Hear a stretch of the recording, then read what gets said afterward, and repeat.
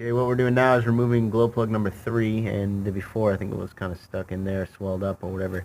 So I'm remove this first off the linkage, which is with a flathead screwdriver, and then it's 12 to get the 8 millimeter to get the wire off, and it's 12 millimeters. And we're just going around and around, and it's kind of stopped. So I've put some PB on there, and I'm turning it in and out, trying to get that PB in there to loosen it up, and it just keeps spinning left. So I'm gonna have to try to pull it out, I guess.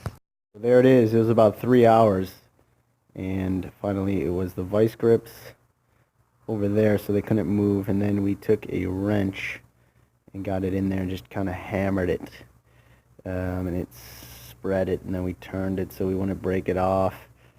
Oh my god, about 3, maybe even 4 hours, who knows. But you can see how the glow plug, the head, is swollen up, and that's what was making it, so we couldn't pull it out normally.